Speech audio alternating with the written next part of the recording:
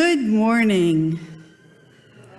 Isn't it a lovely morning, even though the humidity is so high? But I hope you're not too uncomfortable with those masks on. Welcome to the Unitarian Universalist Church of Buffalo. My name is Charlene Montgomery, and I am your worship leader for today, assisted by Sean Doyle, who is our worship associate. We are asking that you keep your masks on while you are inside the building to help protect those of us who are most vulnerable. And we thank you for your gracious patience with the inconvenience it may cause. This is what love looks like.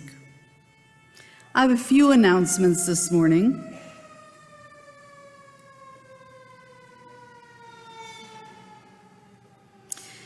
Because it is important that grief be shared to help integrate it into our lives, there will be a gathering of grievers on Sunday, September 12th at noon in the Alliance Room. For more information, contact Bonnie Collins. Every Sunday during the month of August, we will be collecting school supplies for Journey's End. The most needed items are new backpacks, preferably neutral colors. Other school supplies needed are pencils, pens, notebooks, loose leaf paper, crayons, and markers. New and unopened, please. This is a great time of year to find these items on sale or at discount stores. Join the RE families on the lawn for an informal bring your own picnic and fellowship time on Sundays at 12:30, weather permitting. Masks are required except when you're eating on your blanket, so please bring a blanket. All are welcome. August donations. Every Sunday during the month of August, we will, already did that one. Got it on there twice. So now let us worship.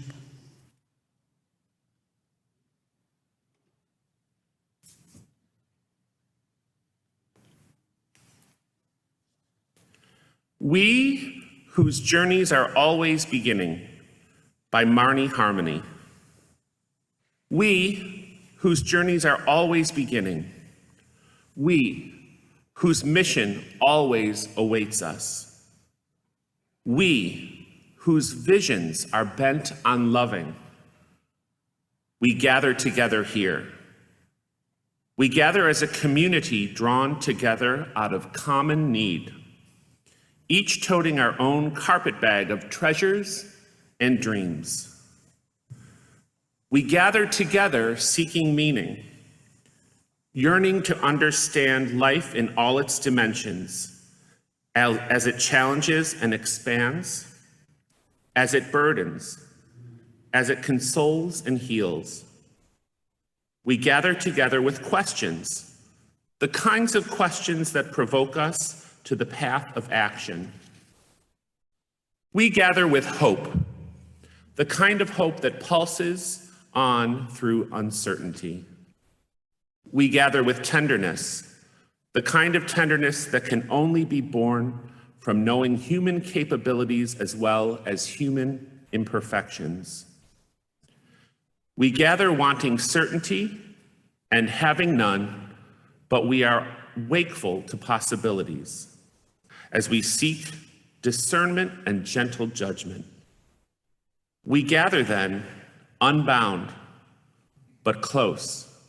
We gather thirsting. We gather drawn to our source, our Creator. Come, let us worship. Please join me in the chalice lighting.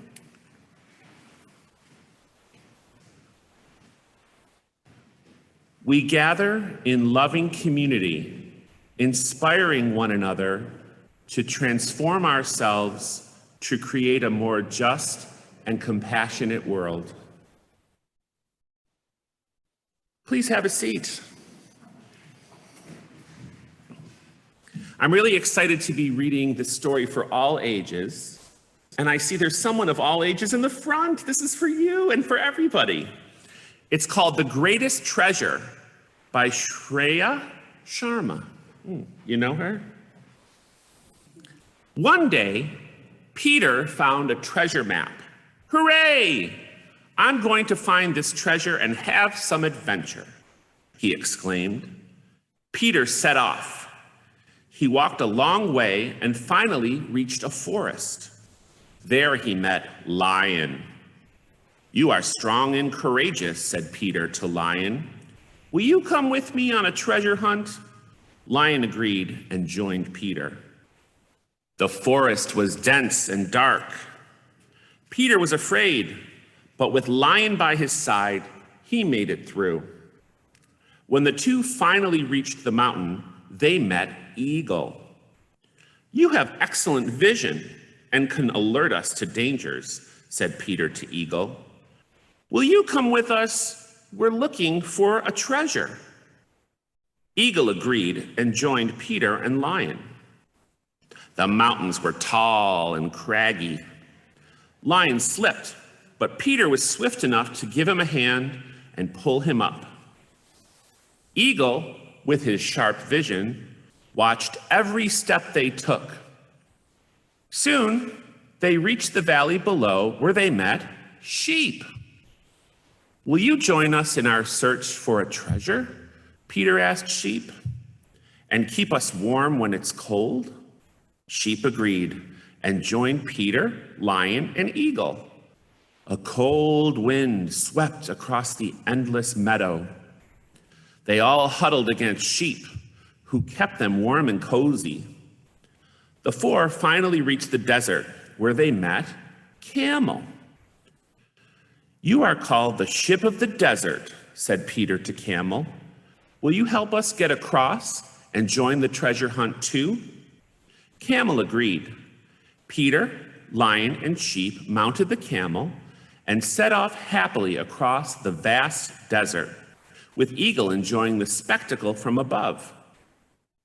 Camel began galloping, and everybody cheered with excitement. Crossing the desert on Camel's back was thrilling. The five finally reached the ocean, where they met Turtle. Can you help us cross the ocean? Peter asked Turtle. We are on a treasure hunt. Turtle agreed and joined Peter, Lion, Eagle, Sheep, and Camel. The rough waves almost drowned the party, but Turtle skillfully transported them across. They met Owl on the other side.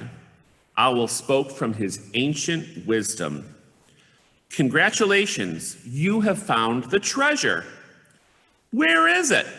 They all exclaimed in surprise. Together, you have passed the forest, climbed the mountains, dared the valley, braved the desert, and crossed the ocean. You would never have done it without one another. They all looked at each other and realized Owl was right. They had found friendship. Indeed, they had found the greatest treasure ever.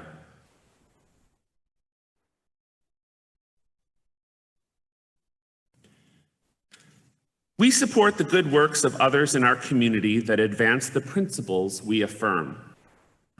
We share the abundance of our plate. This month, we are supporting the good works of Journey's End. Their mission is to welcome refugees without regard to ethnic origin or creed, and to assist them to become healthy, independent, contributing members of the community.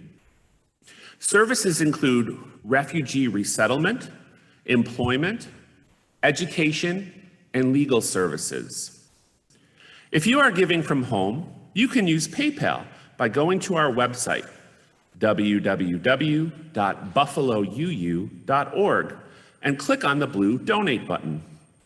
Or you can send a check by mail to the Unitarian Universalist Church of Buffalo, 695 Elmwood Avenue, Buffalo, New York, 14222. You can also arrange a regular automatic deposit with your bank. If you are giving from here, just greet the friendly ushers coming up the aisles. If yours is a gift to our Share the Plate ministry, please write share on the memo line, and it will be shared between Journey's End and the church operating budget. If yours is a welcome gift to our congregation, please write Pledge 2021 on the memo line. Either way, please write UUCB on the important line, and we will do the bookkeeping. By sharing our blessings, we bring abundance to the world.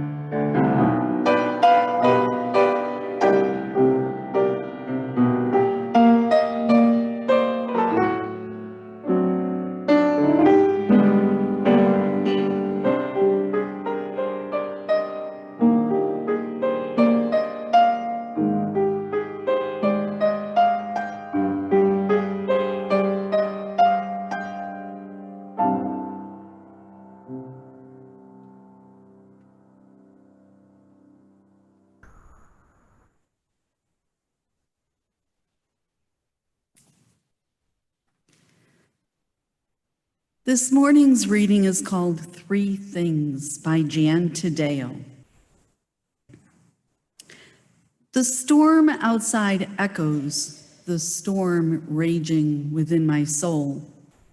So many people in need, so much pain, so much grief. Too many causes and campaigns fill my mailboxes, sap my energy, beg for my money. Three things I must do. Only three things? You've got to be kidding. Which three do I choose? Books and letters, magnets and movies implore me to dance as if no one is watching. Learn 7 habits and make 4 agreements. Give generously, vote often, express myself.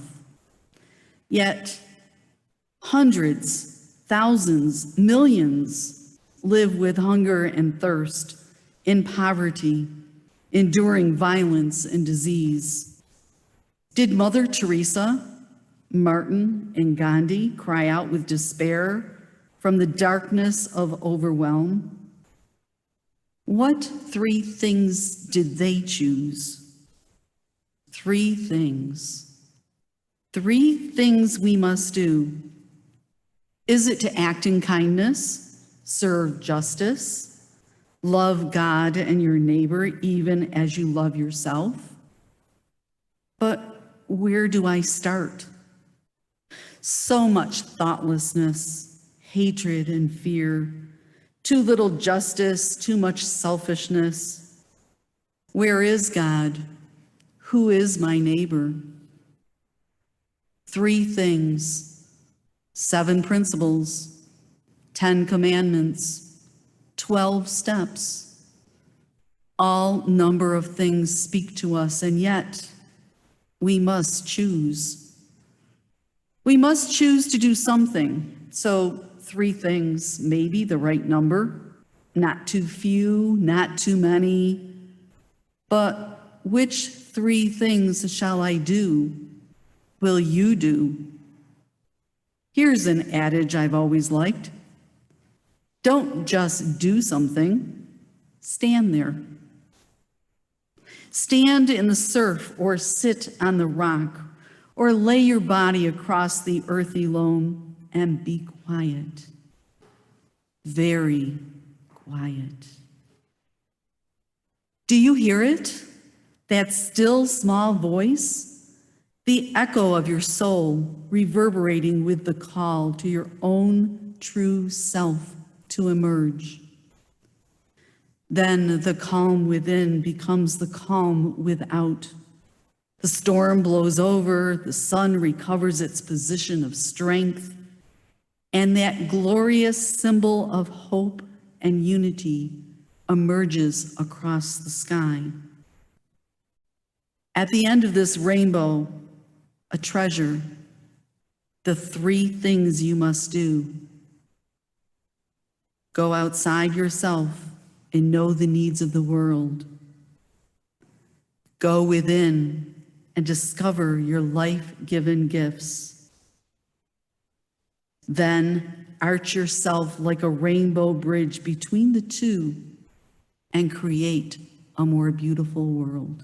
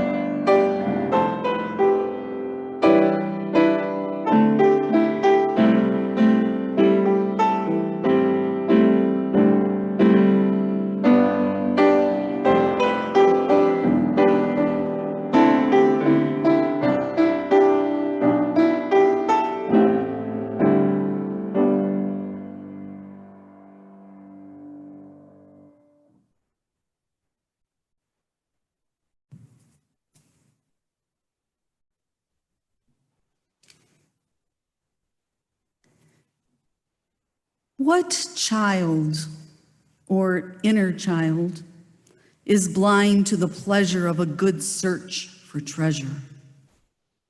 Many a pirate tale involves buried treasure on a desert isle and the need for a map to find it.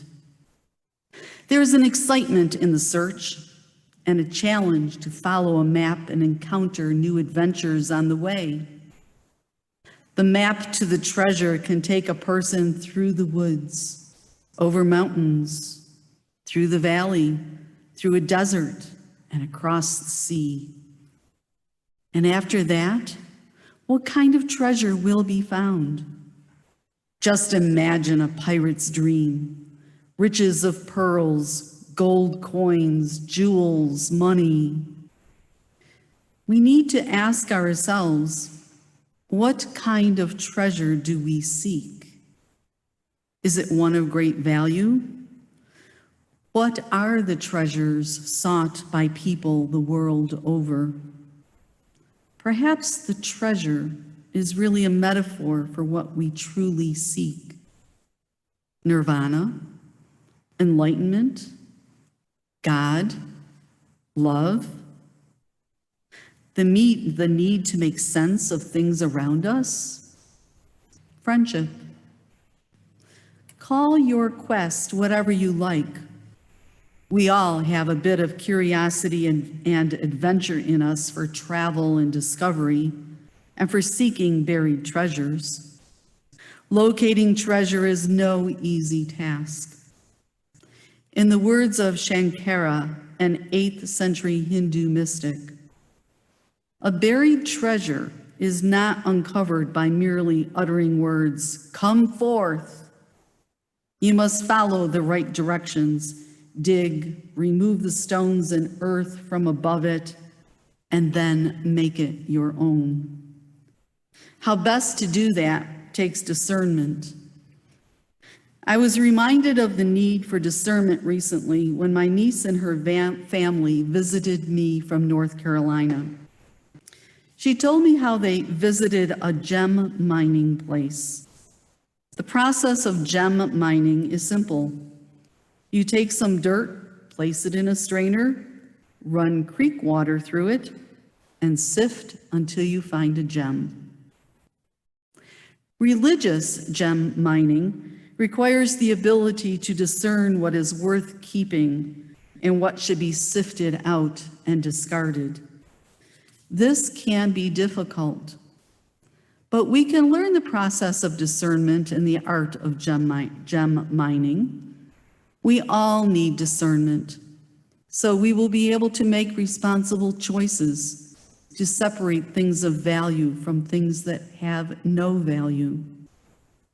So, if finding and digging up a treasure takes discernment, it has always puzzled me that if the first person who has possession of the map follows the map exactly, then why can't they find the treasure? I think it might be because maps are revealed only a little at a time, kind of like the hero of a pirate story who is sent to a tavern, knowing there he will meet a one-legged man who will tell him where to next go. That scenario is sometimes repeated over and over for years. There apparently is still buried treasure out there somewhere. But what about the buried treasures within each of us? There is an abundance of gifts and talents that most of us have not tapped into. The maps to our inner souls can only be followed by justice.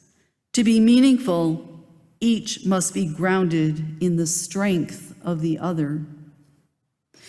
I had a colleague at one time who just didn't know where to start or how to find even 5 minutes of downtime to relax, let alone meditate or pray. It took me almost an hour to get through his anxiety over so many things on his to-do list, through his despair that there could be any relief, through the resistance and yes buts to every small suggestion. No matter what kind of responsibilities we may have in our work or family, we cannot forget the responsibility we have to ourselves to participate in the things that give us life, things that feed our spirits, so that we can share the treasures we find deep inside. Mary Oliver reminds us that even a lifetime isn't long enough for the beauty of this world. You are part of the beauty of this world, full of rubies, exquisite jewels without price, which no one will ever enjoy, not even you, if they stay locked inside. There is a communal responsibility to share your treasure with others. It's a pressing responsibility of the greatest magnitude. It is holy work. If you take the word responsibility apart, it literally means the ability to respond. Response, ability. What are we spiritually responsible for? We often carry our lives, our inner riches, like they were a ton of bricks, lugging them from room to room, as if they were burdens rather than our unique and extraordinary selves. When I was in the convent, I had the luxury of being given the time to develop an inner life, to feed my soul. I can say that was one of the good things of being in the convent. I became disciplined in paying attention to my spirit, but with it came responsibilities. I'm going to name a few here because they are also the ones that I most struggled with. One is to remember we have a body and that it is good. My childhood history taught me shame for my body. So this spiritual responsibility was a difficult one for me to get through. Feeling and expressing gratitude is a second spiritual responsibility. I grew up with so little that I was always grateful for what I had. My spirit already possessed that quality to a certain extent. A third spiritual responsibility includes the ability to notice things, to be aware, to stare hard and take things in deeply. In nature is where I learned to look at things deeply, almost with different eyes, a different heart. Along with that, we need to have the capacity for perspective, to see all around us that nothing lasts. Things are always changing. I watch the world changing and I can realize that the treasures within me have changed over time. They have taken on new meanings. Another responsibility we have is to acknowledge the past, find healing for our spirits, and then walk away. It was important for me to acknowledge that the past is in the past and needs to stay there. Carrying it with me only hurt me, but sharing it helped others. Another charge we have as loving souls is to claim and experience our own grief, the losses of our lives, to lean into them and rather than push them away. This is difficult to do, but so necessary. I lived a lot of grief my whole life, never knowing what to do with it. Fortunately, when I was in the convent, I recognized that I needed help to deal with the grief that had led me into depression. I asked to go to South Downs outside of Toronto, which was a place for priests, ministers, and nuns to go to deal with all kinds of stuff: depression, alcoholism, drug abuse, and sex addiction. I was there for 7 months, but I left there with a new perspective on life, a new inner strength. I had discovered my gifts, my treasures. This was probably the most important spiritual responsibility I could learn. And lastly, one of the most important responsibilities that I find is solitude, rest, and Sabbath time. These are what make it possible to be responsible at all for anything that matters. Whatever brings us alive, nourishes us, art, beauty, poetry, music, good cooking, watching Beatles, feeling the wind. We don't just get to take time for these things. They are essential.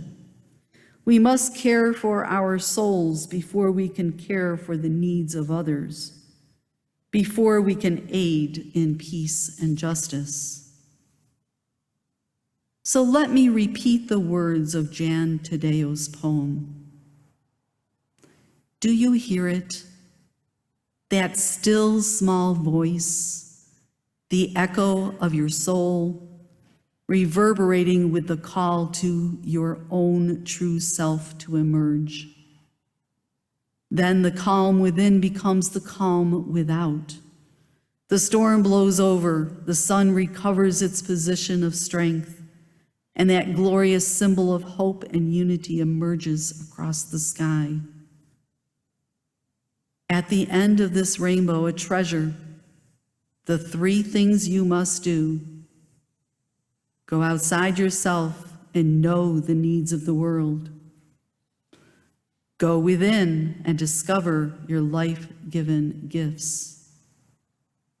Then arch yourself like a rainbow bridge between the two and create a more beautiful world.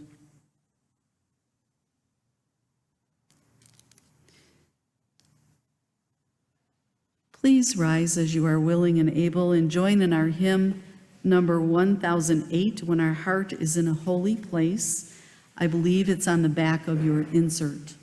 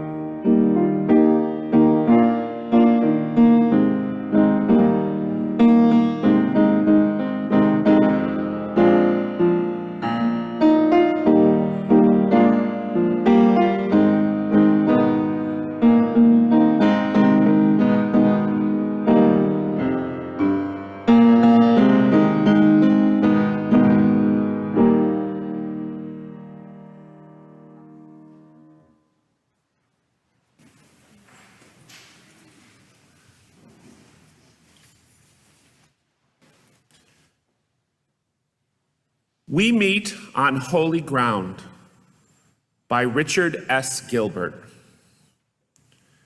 We meet on holy ground, brought into being as life encounters life, as personal histories merge into the communal story, as we take on the pride and pain of our companions, as separate selves become community. How desperate is our need for one another, our silent beckoning to our neighbors, our invitations to share life and death together, our welcome into the lives of those we meet, and their welcome into our own. Let us celebrate the joys of those among us and offer solace to those who are suffering. Today, let us remember especially Carol Condon, who was at Buffalo General Hospital. Please remember her in your thoughts and prayers. Let us now raise up the names of all of those in our thoughts this day, remembering that each breath is a prayer.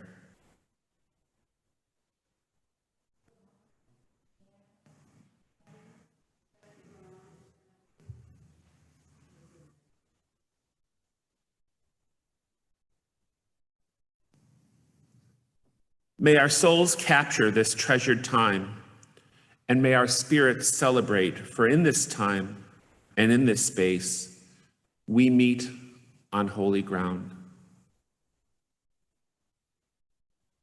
Please rise if you are able and join in the hymn 121, We'll Build a Land.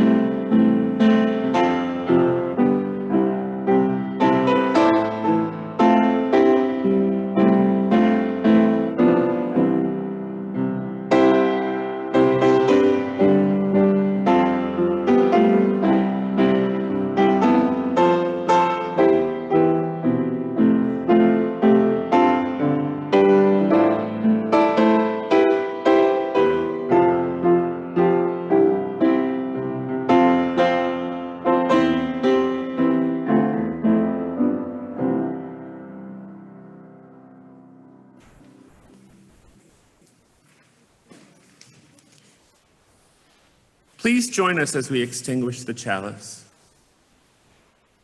As we extinguish the flame of this chalice, may we carry its light with us into the world in the power of peace, faith, justice, and love.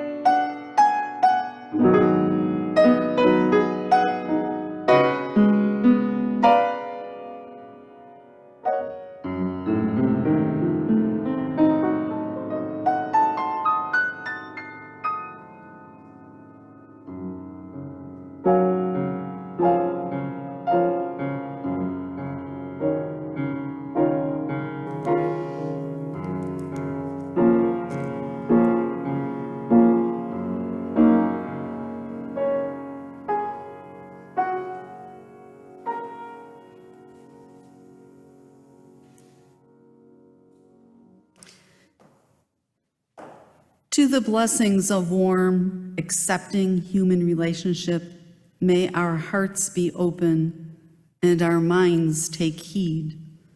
For in a lonely and sometimes frightening world, friendship is often the support that upholds us. To the blessings of high ideals and noble aspirations, may our minds be open and our hands take heed. For in a troubled and sometimes dangerous world, justice is often the hope that sustains us. Blessed be the life that comforts, sustains, and upholds us, and blessed be we who do, now and then, awaken to its grace. Remember, you are blessed, and you are a blessing. But above all else, remember, you are not alone. You are never alone.